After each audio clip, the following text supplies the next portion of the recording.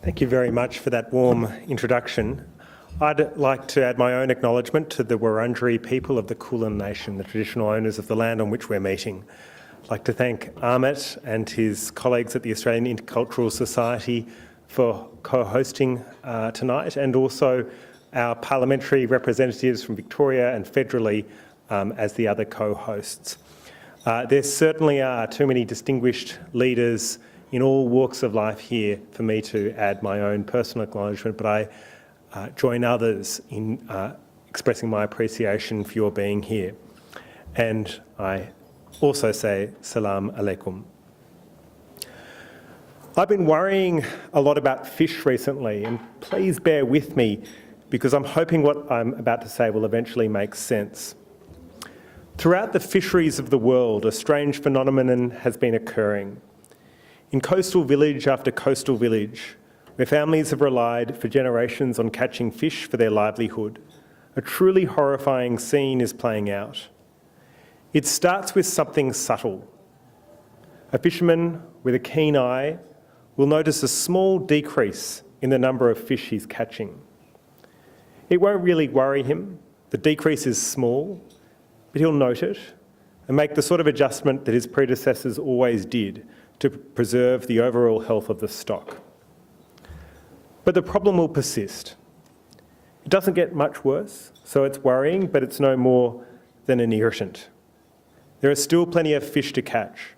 It's just that the stocks don't quite seem as plentiful as they once were. And the adjustments that have always helped the ecosystem to rebalance don't seem to be doing much. And then one day, the fish are gone. All of them.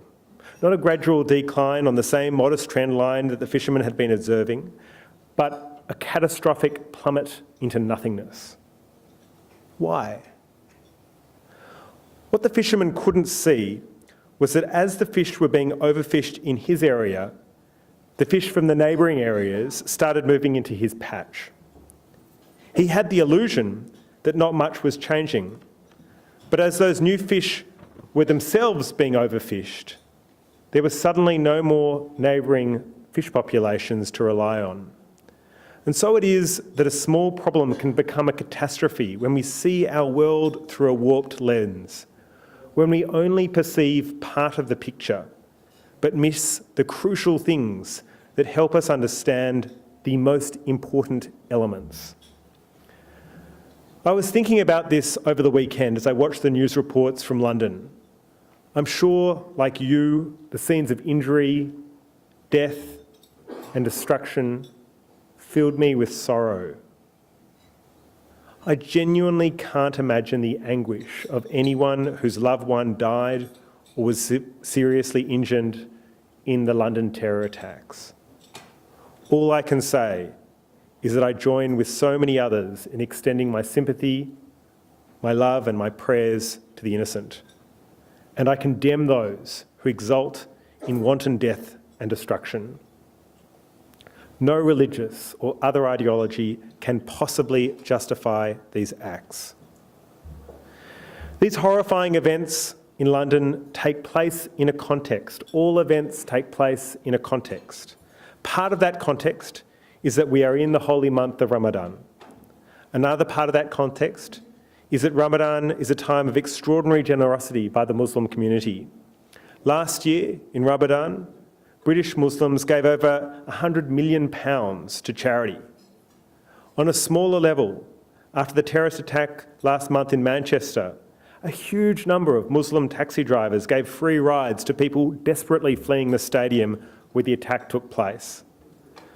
My point is that we also have some choice in what contextual factors we focus on. If we choose to focus solely on things that divide our community, that give us cause for fear, I'm sorry to say that we will have plenty to look at. But we'll also see a grotesque distortion of the community we truly live in. And if we think that distortion is real, then we're likely to make mistakes, terrible, terrible mistakes in how we interact with each other. It's inescapable that we come together tonight in this context.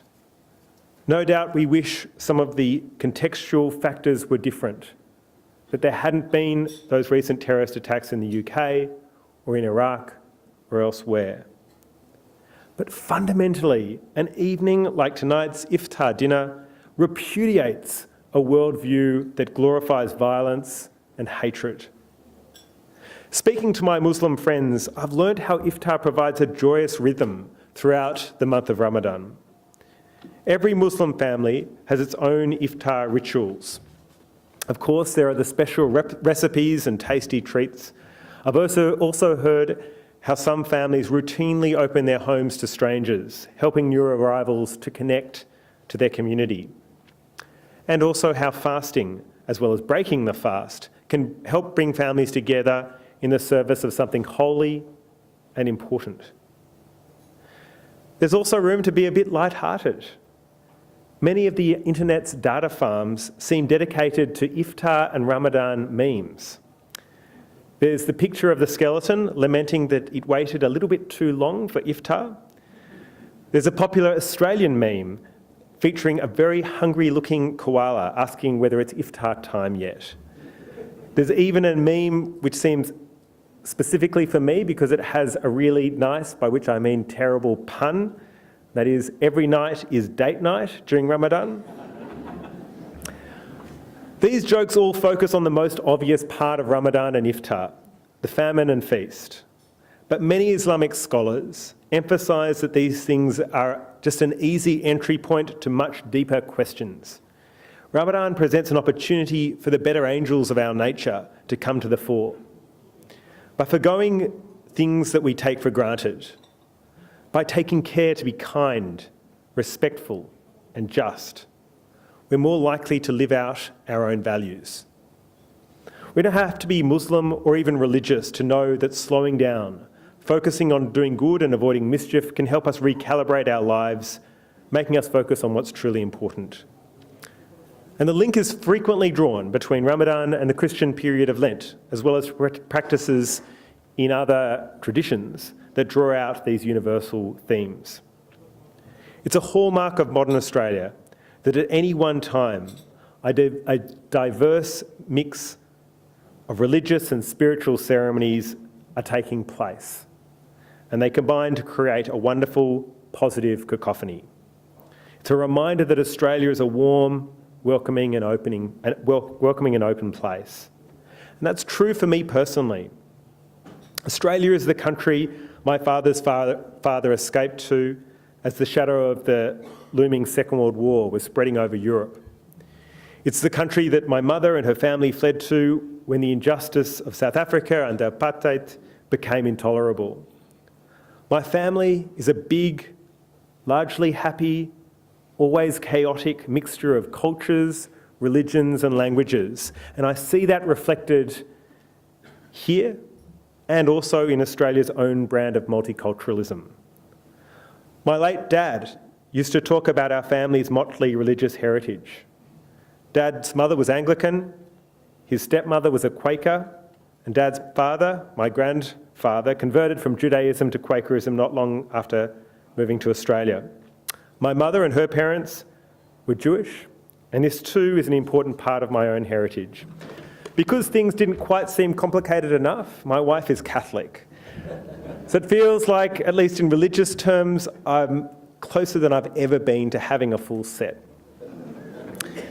In Australia, our diversity is celebrated as a strength.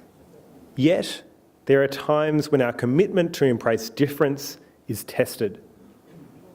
Now might be one of those times. There appears to be increasingly combative rhetoric about the value of multiculturalism in Australia.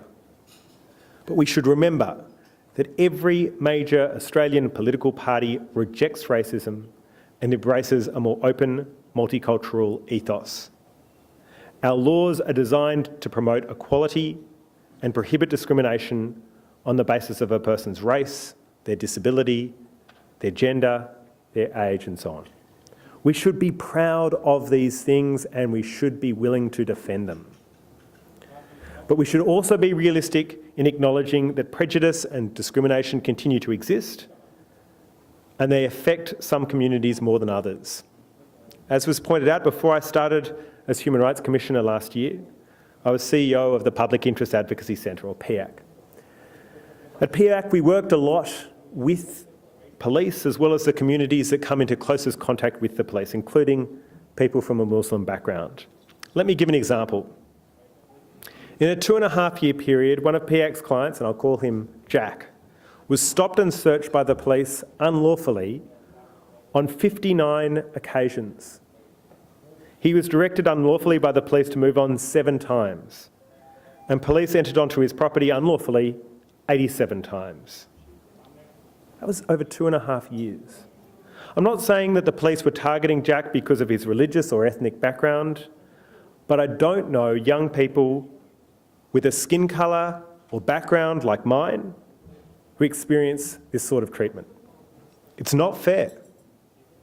It hurts community relations, and it encourages people like Jack to distrust authority and the police. Many good people work hard to improve relationships between the police and the communities that often feel unfairly targeted. That involves standing up when there is injustice, but it also means taking a calmer, more soothing approach to build better understanding between these communities and the police. And it's starting to be successful. Working with some truly excellent police officers, a great deal of progress has been made in improving the relationship with communities that have often had a historically difficult relationship with the police, including homeless people, LGBTI people, and certainly some in the Muslim community. And I think it is so significant that we have many representatives from the police here tonight. In Australia, equality and social cohesion depend on a combination of laws, policies, and that amorphous thing we call culture.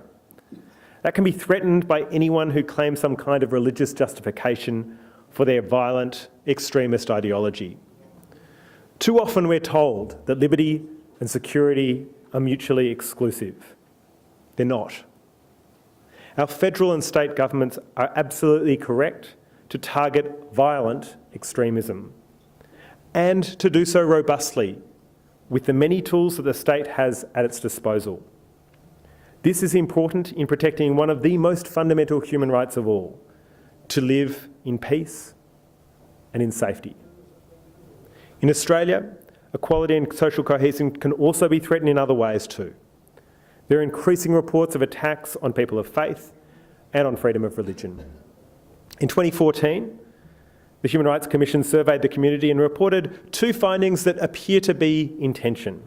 On one hand, the Commission found that there was no general view that freedom of religion was at dire threat. On the other hand, concerns were raised about the negative impacts of things like calls to ban the burqa and opposition that sometimes seemed well beyond the pale to planning applications for mosques. A recent Scanlon Foundation survey found significantly more negative attitudes towards Muslims than towards Christians and Buddhists. In its most recent statistics, the Executive Council of Australian Jewry recorded in 1 year 210 anti-Semitic incidents, including physical attacks, verbal abuse, harassment, vandalism, and property damage. We also see too many reports of attacks on places of worship or people who are visibly religious. Addressing these problems takes time and creativity. Clearly, we need strong laws. Equally clearly, we need education, and we simply need to open the hand of friendship, just as the organisers of this Iftar dinner are doing. It's such an honour for me to be invited to be here this evening.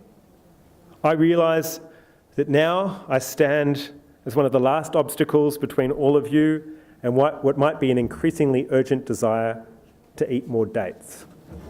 So let me finish with one last thought.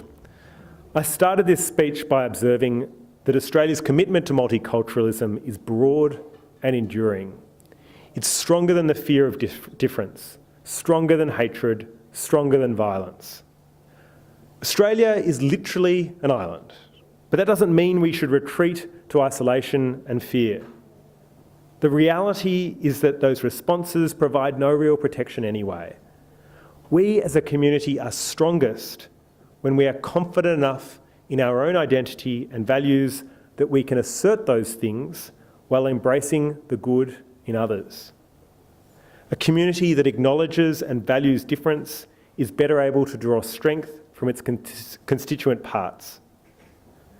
Terrorist events such as the weekend's tragedy in London challenge us, but events such as tonight's Iftar dinner help us to meet that challenge with confidence, emphasising our mutual care and respect. Ramadan Mubarak.